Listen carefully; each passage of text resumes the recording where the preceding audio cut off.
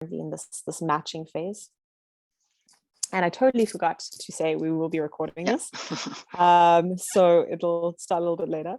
Yeah, going into this program, so we announced the selections. We had 160 candidates, 100 of which were the matching pool. You will all be within that matching pool.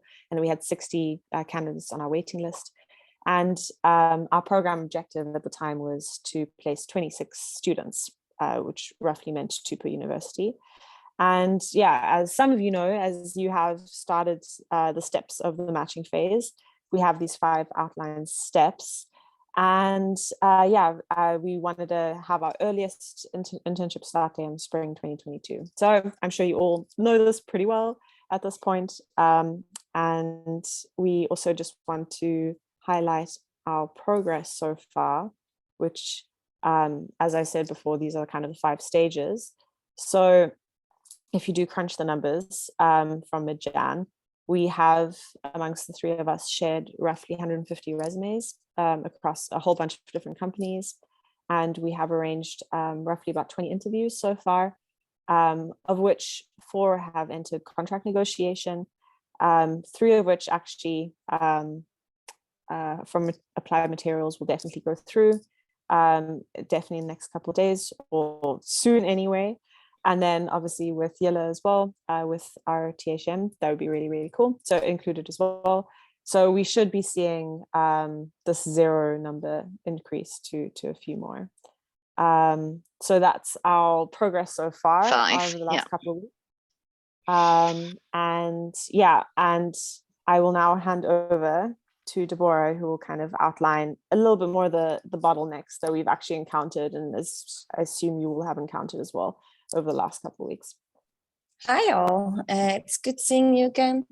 We just, we've received a few questions from all of you as to, why sometimes it takes a bit longer to confirm a company or to get an interview at a company or to reach the point of contract negotiation at a company. We have been gathering all the feedback that you have provided us with, or also that we've gained from the many companies that we talk to, some of them already in our network, some of them really also following up on leads of all of you. And the most common bottlenecks that we've identified are linked to the aftermath of the pandemic, or we are still in a pandemic, but the aftermath of a lot of offices closing, particularly in the Bay Area through the pandemic. So the main points that we are seeing are the following, and just as background for yourselves, where that puts us right now. So first of all, we are seeing that many companies, and actually more than we anticipated, are still working and hiring remotely. That means that some of these companies are also, hiring entirely remotely, even also interns. So instead of having an intern come to the Bay Area and do an internship there on site, they will be hiring them based in, I'll just say something now, Texas. Or if they'll hire somebody from the Netherlands, they'll be hiring them on a consultancy job and entirely remotely, instead of attaching the J1 visa process to it. Also, the J1 visa process requires that you are at least 60% of your time present at the office. So that's also a requirement in order to qualify for the internship visa. So that is definitely something that partly we had anticipated, partly we've encountered with a lot of the companies we've been working with when we checked in with them in advance, that they were planning to return to the office. Many of them in the end did not, or that process is taking longer. A second point that we've encountered is that intakes for summer internships have already closed. That's one, that the hiring process was very brief and very focused. And the main point that we've encountered for this one is that they were often limited to US candidates. And to US candidates, why? Because of prioritized programs with US universities, that's one. That they've been working with already, but they scaled down their internship positions or their programs and they prefer to work with US partners only. That's one. The second one is also because of the visa issue. We see that a lot of companies have become a bit more hesitant to work with foreign talent, not only in the J1 visa, also other visas at this point in time. Even also the long waits that a lot of US consulates and embassies have had during the pandemic, but also because they want to avoid that if the country goes again on lockdown for particular visas, that they won't be able to have their foreign talent come over. So that's also a reason attached to that.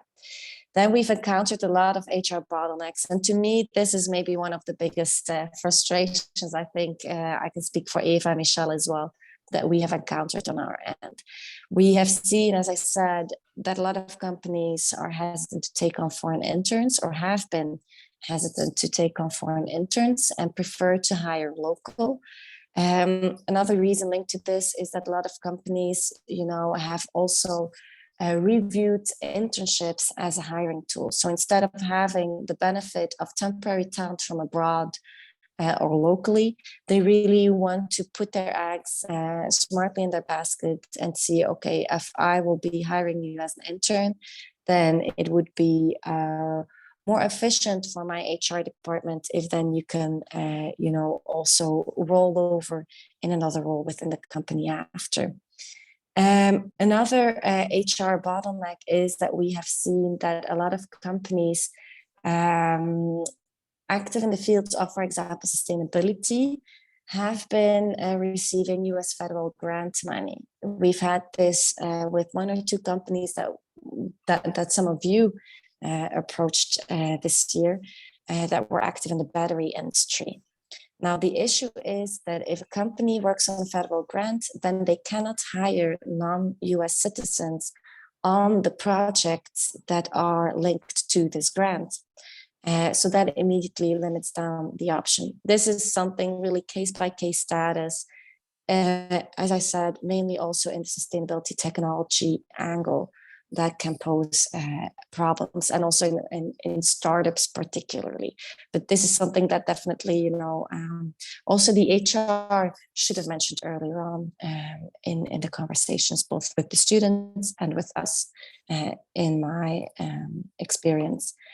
A third one is that when we reached out to a lot of companies, so we reached out, I think last year already, and then again in the fall, to check in on their availability and their interest to take on interns. A lot of companies have gotten back to us, yes, let's do it. You can put us on the roll. These and those types of interns we'd preferably be working with. Now, what we saw is that when we did the outreach, so between the months of January and now April, is that we received a lot of responses back from companies that we've worked with, or new companies, that they are still working on their headcount plans. This has to do with the fact that a lot of companies had to scale down, had to lay off people during the pandemic, also because of high burn costs and revenue that wasn't always matching that. And we are seeing that whereas these plans typically are finalized in January, we're now at the end of Q1.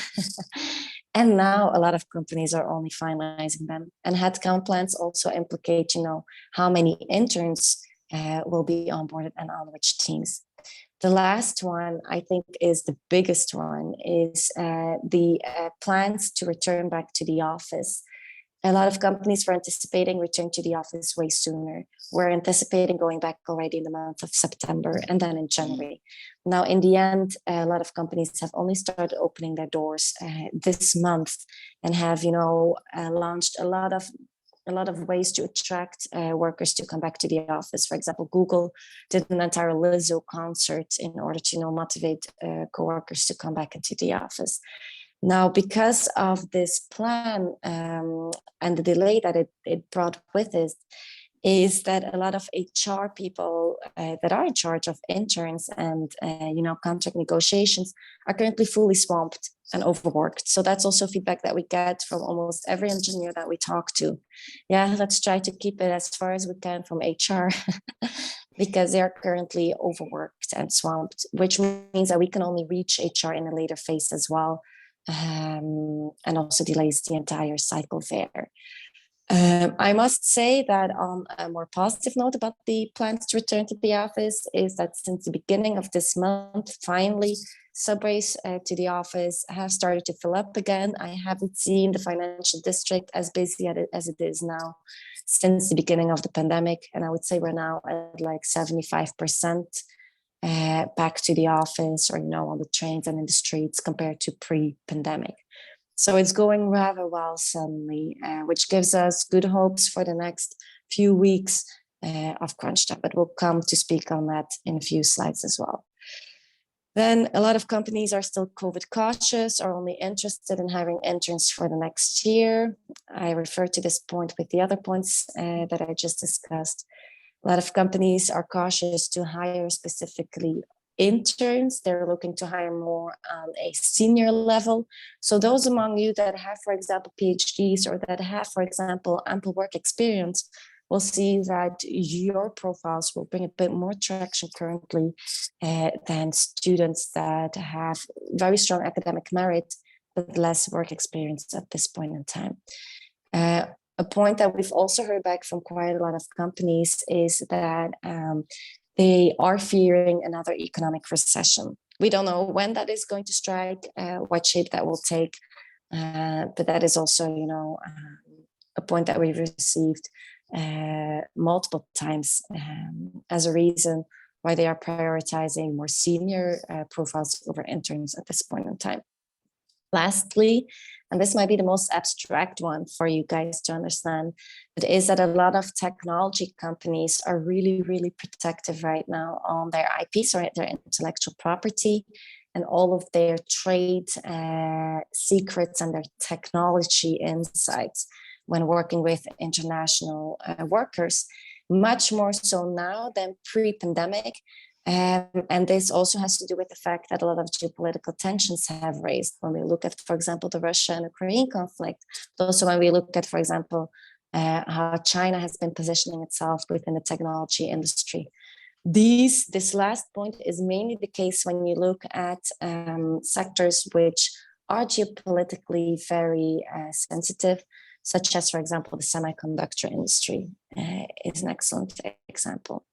So we see that also, Trump started the entire Buy American, Hire American mantra, and that hasn't changed that much under the current president as well. And that this also created a sort of mind shift to a certain extent with a lot of companies. And this point, frankly, I did not have this strong on my radar, as we still see international talent coming to the Bay. But yeah. So I just want to give you the heads up on these points. Yeah. We asked you as well to fill out the questionnaire, because we want to gather as much data as we can to ask about your experiences with approaching companies. I have to say, until now, only 8 candidates filled it out, and I believe more have approached companies. And I thought it would be good to share the best practices.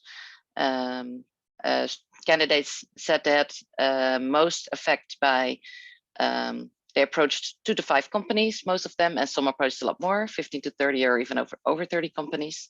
And on average, they tried 2 ways in per company. And it was, very straightforward to filling out the company contact form, or emailing the company email or careers email address was most successful, most effective, and also approaching the CEO. This is then for more smaller companies. Candidates had also approached Google and Tesla, and I don't think the CEO will respond on LinkedIn. And by applying to internships on vacancy on LinkedIn, and that was all more effective even than by approaching recruiters through LinkedIn, for example. Well, as it happens, because it's a challenge and it takes a lot of effort to find an internship. A lot of efforts got a polite rejection or a positive first response, but no continued conversation. And we find, there was also an option to just to select your own answer, but most of the reasons for rejections were similar that we have encountered. Also the headcount, this comes up quite a few times. So this is also quite hopeful, because we are seeing more traction now with companies going back to the office, and also having our first matches finally finalized, contracts being signed almost.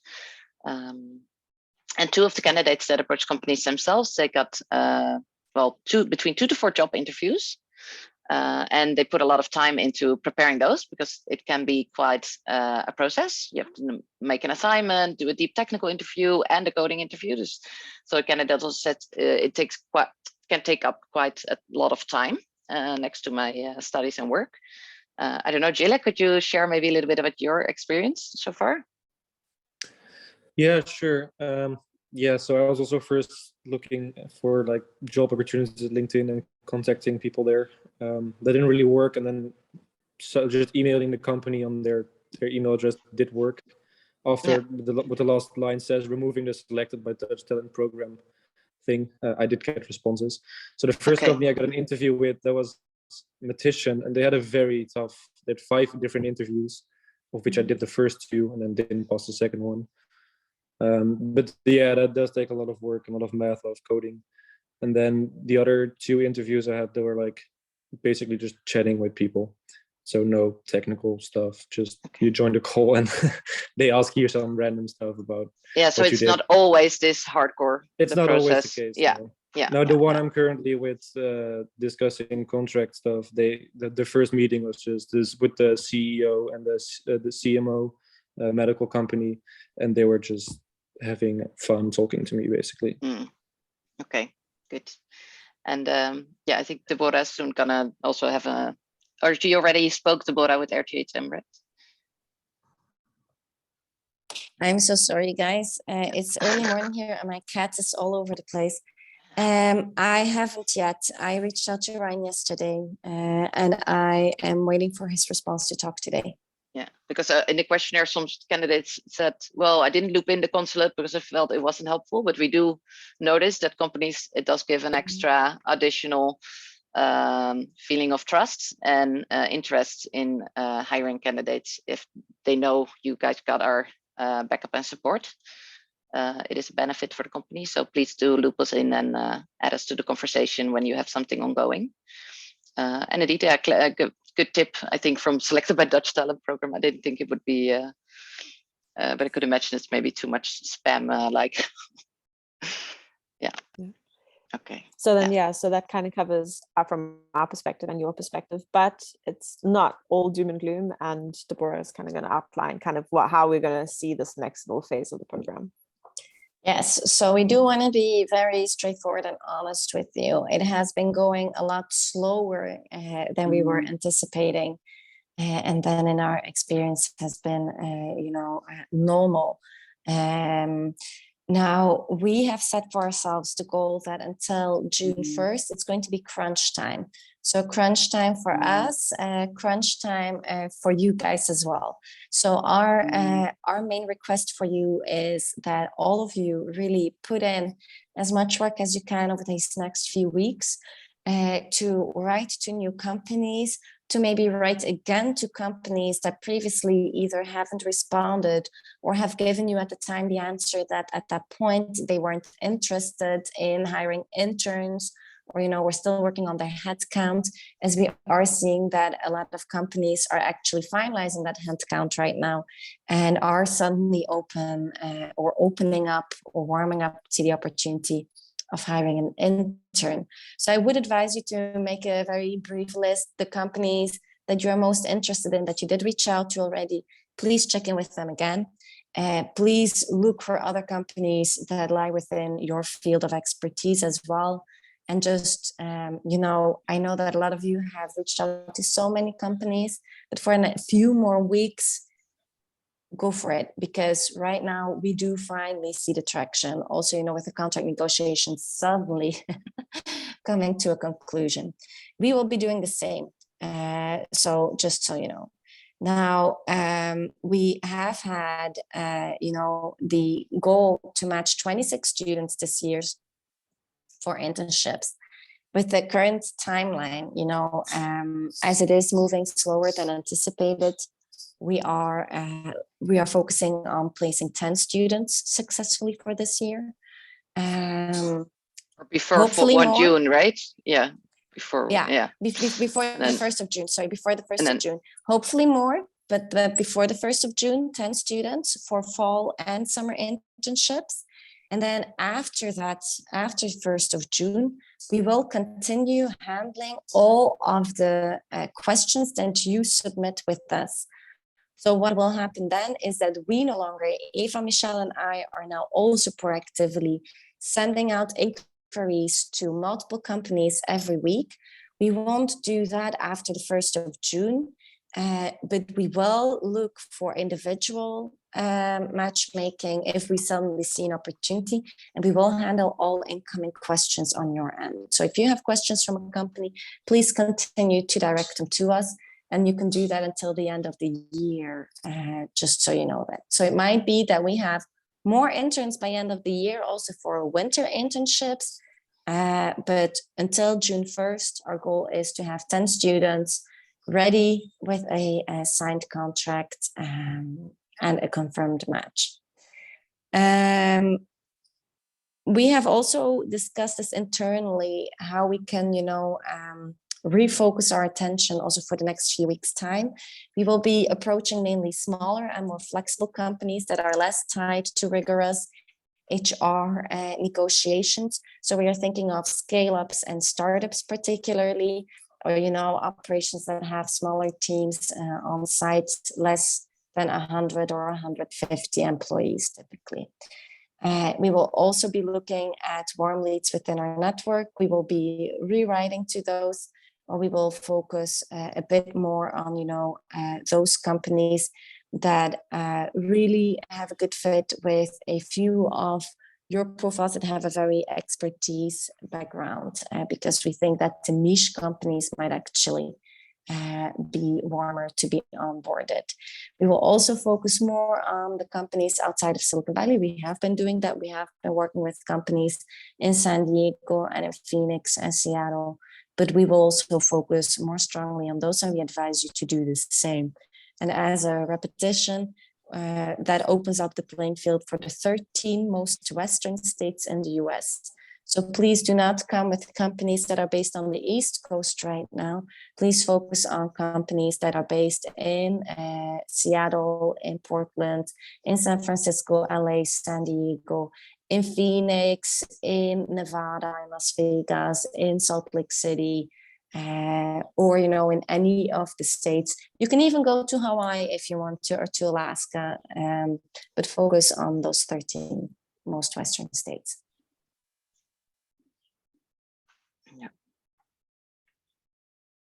Unmute myself quickly. That kind of wraps up everything from our side. But yeah, we'd love, if you have questions for us, this is your time. So just unmute yourselves, and then we can have an open conversation about anything that you kind of have on your mind, or something that's still unclear for the way forward. So if you raise your hand or just unmute yourself, you can go ahead. Can I ask a question? Yes, perfect. Martin. It seems like it's becoming a bit harder than expected for us to find an internship in the Valley and also in the US in general. For me personally, my thesis project has been delayed a bit, so it would be an option to start an internship in 2023. But as I understand it, the program runs until the end of 2022. What's the situation with reapplying for next year? Is that a possibility? And what would you advise on that? Yeah, good questions, Martin. Thank you for asking them. There are 3 questions packed into one, I think. First of all, I will be at the consulate. I'm not moving, so I will always be there to, answer any questions that you might have. And we have a strong team internally as well to, liaise with the companies on site here. So that shouldn't be an issue. 2, Eva has been with the program for multiple years as well, brings excellent expertise, is active and very much incorporated in the international affairs team at the VU. So we will be available, definitely beyond this year's program with questions. That is 1. 2 is we first need an evaluation with the universities and also internally to see if we can renew the program at what point that makes the most sense.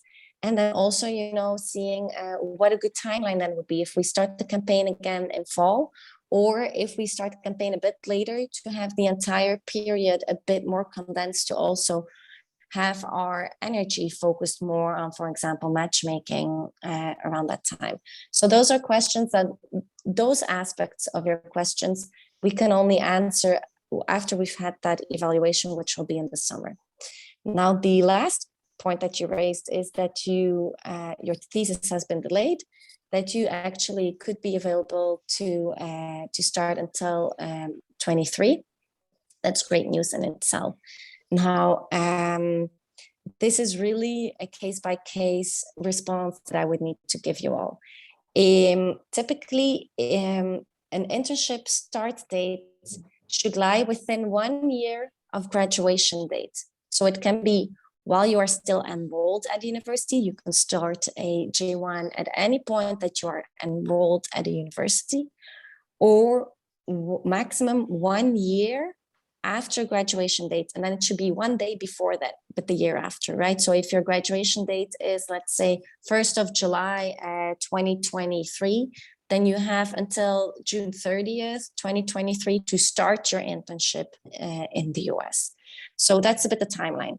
So that depends for each one of you. You have different graduation dates, that's one. Two, for those of you whose graduation dates, you know, are a bit further behind, and that might, you know, miss out on the opportunity to start still within that set time frame, there might be an opportunity to do a J1 traineeship instead of an internship. But this is actually only possible if you've already had minimum 1 year of work experience. And then that work experience also has to match your field of study and also the industry that you're attempting to do your traineeship in. So with any of these questions, if your timeline has become questionable, or if you don't know whether you know you could still start, just send us an email and we will answer that on a case-by-case status. I actually think, you know, that you, Martijn, if you are still enrolled at a university till 2023, then there will be some more flexibility as well. And then hopefully, you know, also given the thesis and how it proceeds, hopefully we can still place you this year. So we would prefer to place all of those people that are currently in this batch still this year, if possible. If that's not possible, then we can see how we can have you roll over to future editions of the program. Okay, thank you very much for your answer. Great, I think that clarifies things a bit more. Does anyone else have any questions? Otherwise, you're also welcome to put it into the chat.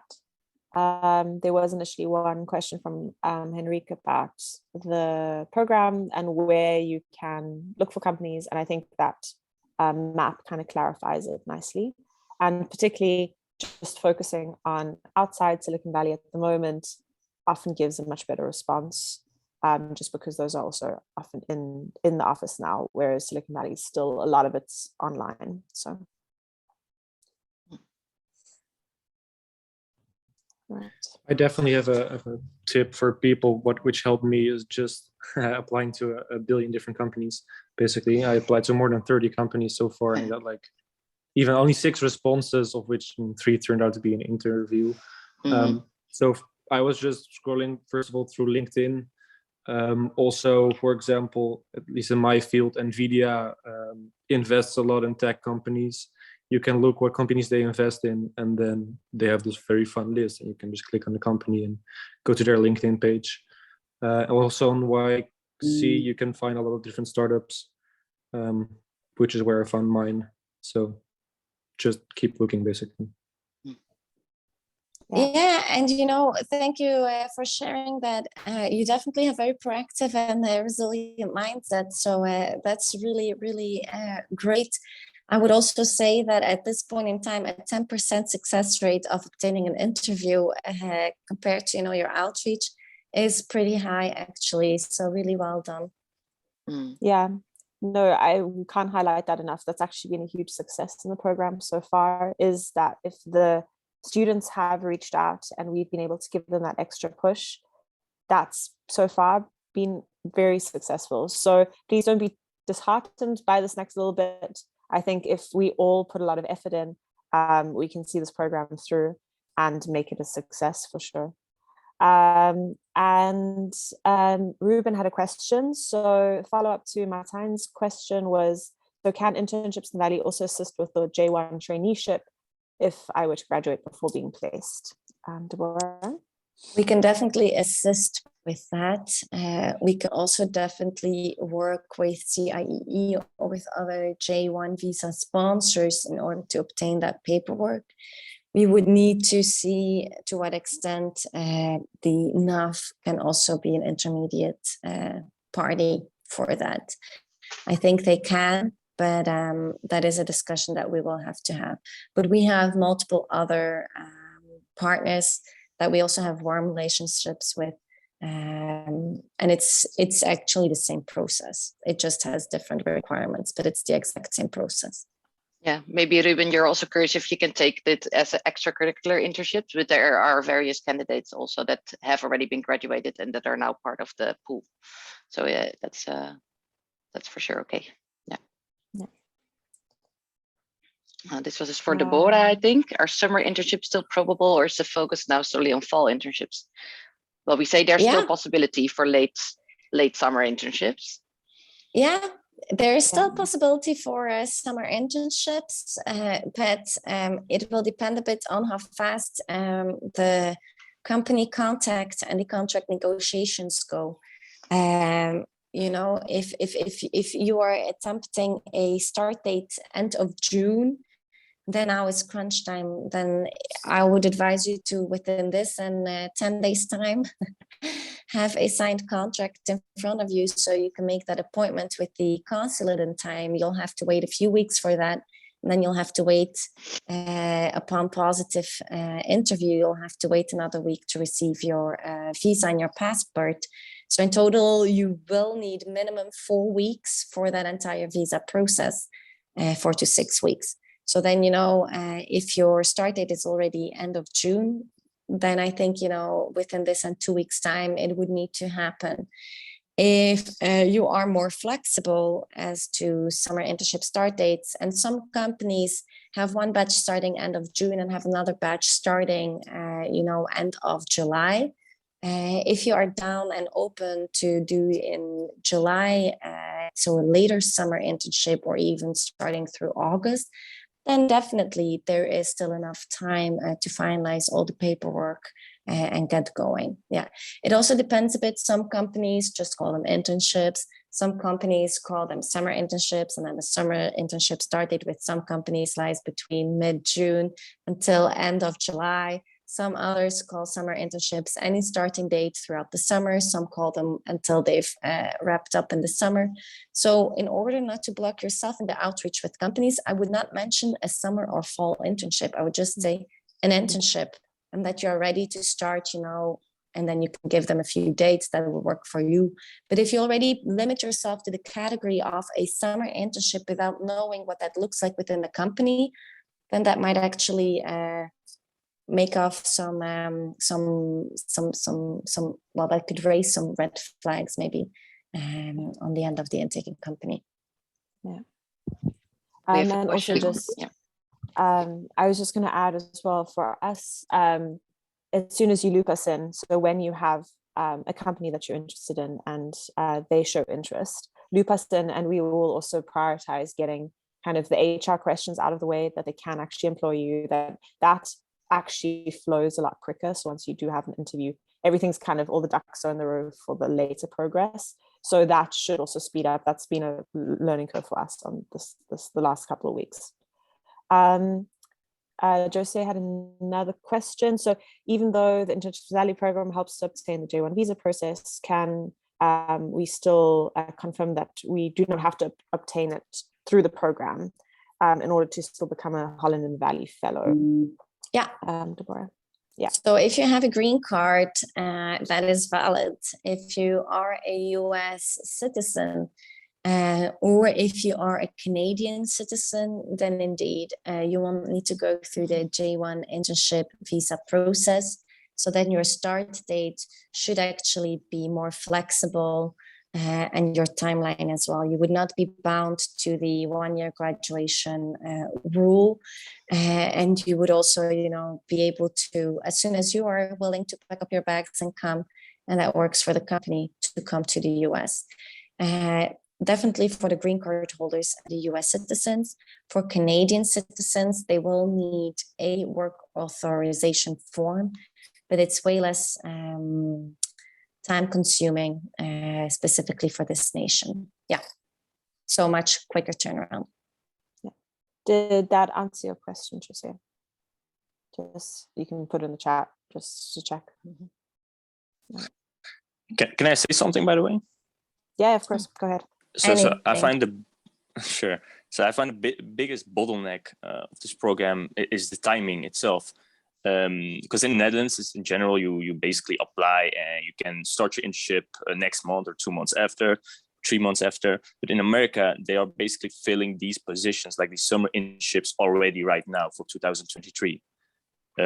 Maybe moving forward, you guys can change the timing of this program, because especially for these larger companies, the interviews are happening right now for 2023 summer internship, whether it's I don't know, big four or larger banks or non-technical roles, etc., etc.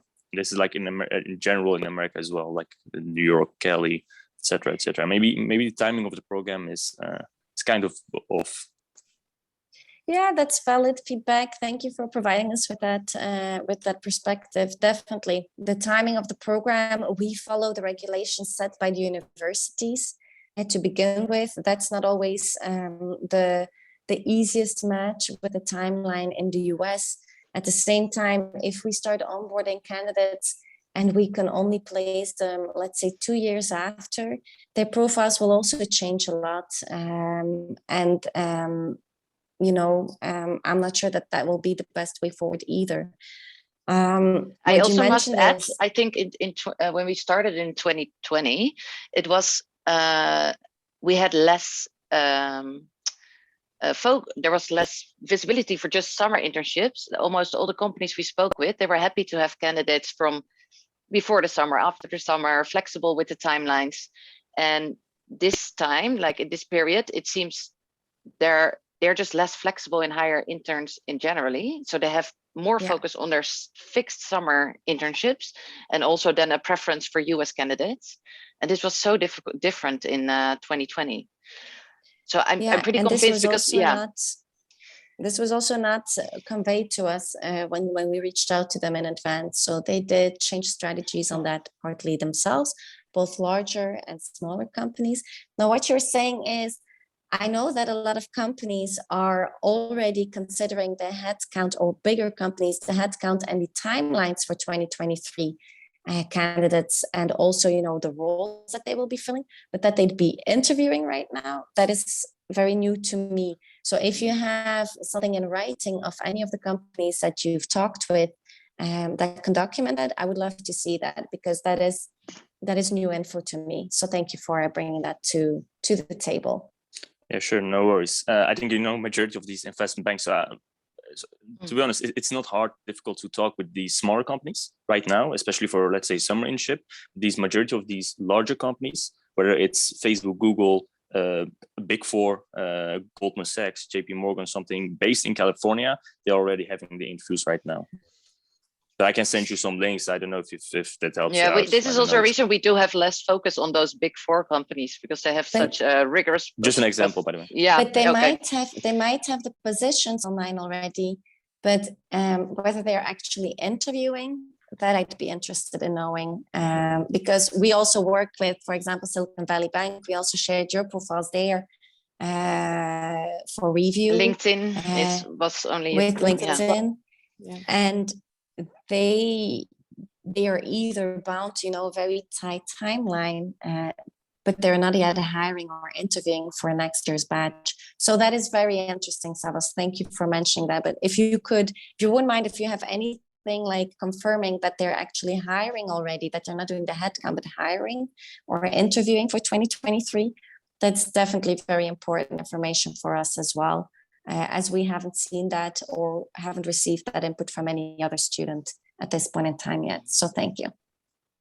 But indeed, there's also, like you say, a difference in the bit smaller companies, and then especially the really, really like the big names, the Meta and Google, and that's also why, yeah, we also have less focus on those. The big four are not part of the program because they have their own, like also Jose says, some companies prefer to obtain the J1 visa themselves. Our program is less of a benefit for those companies because they have everything in place themselves.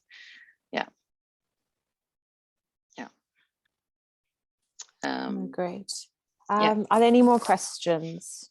I actually have a question. First of all, I'm sorry that I can't turn on my camera.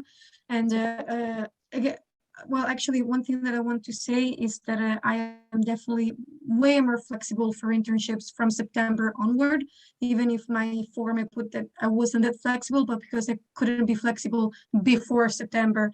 So I wouldn't want to find myself doing summer internships that I couldn't do, basically. And I wanted to ask, because I was interested in a company that you updated me about, and you said that it's not currently partnering with you this year, the metrics, it's like postponed the partnership. Can I still recontact that company or not? Yes, please do. Please. Yes. We have been in very good touch with them, you know, over the last few years. And in 2020, they were actually our first match. And that was actually one of the companies. They're a great company. They have great people here in the Bay Area. That was definitely a partner that had also signaled a lot of interest in joining the program again, and that had, you know, asked us to also be on the lookout for potential interns. And that came as a surprise to us entirely when they withdrew from hiring interns at that point in time. So we have been reaching out to them a few times. I will be seeing one of our key contacts this Saturday. We are celebrating Martin King's Day in the park. So I will definitely also check in with him in person. We will also be reaching out to that company in the, you know, via email. But I would say if you are interested in that company, Federica, and also other people, feel free to check back in with them. Okay, that is exactly what I meant earlier when I said, you know, companies that have signaled not at this point in time, you literally have nothing to lose. And I think, you know, if we as a program come, or whether you go directly to your contact person, might yield a different starting base to resume the conversation to begin with. But I will be speaking to Tane tomorrow. Perfect. And I had one last thing, because the other company you reached out for on my behalf was IFF, but I never heard back. So I don't know if they just said no, but I never heard anything back. So yeah, that's another one. So we we strategically invited these people to a VIP reception tomorrow at Golden Gate Park. Little do they know that I will be on the lookout for them. That is another one, Federica, that has signaled indeed interest, and we have shared resumes with. I think if we were to count the amount of times that we've checked in with a company, I think we are over 10 times as a program. I don't know what the bottleneck is. It's an HR bottleneck. We have received that multiple times. It's an HR bottleneck. But what time it can lift, I'm not sure. So I hope also tomorrow when I speak with our point of contact there to receive a bit more information. That company seems to be stuck, and I don't know why. Okay, no, but I will definitely start contacting companies on my own, and I will contact the metrics again because I really like them. So thanks. Great. The next question is, so two questions actually. Sam had a question. So in a lot of the interview or a lot of the email communications with companies initially, they have the two following questions. So the one is, are you legally authorized to work in the country you are applying? And will you now or in the future require immigration sponsorship for employment? And how do you answer these? I think Deborah. Yeah, I would advise you to rewatch the sessions that we've had with Dennis Beertsen and with Adriaan Kroon on the topic, especially with Dennis Beertsen, who really gave us a very strong answer on that. We also launched an FAQ PDF file after that session that you should have received in your inbox, which directly addresses that question in a much more elaborate and correct way than I will now do it from mind. First of all, if you are currently authorized to work in the US, no.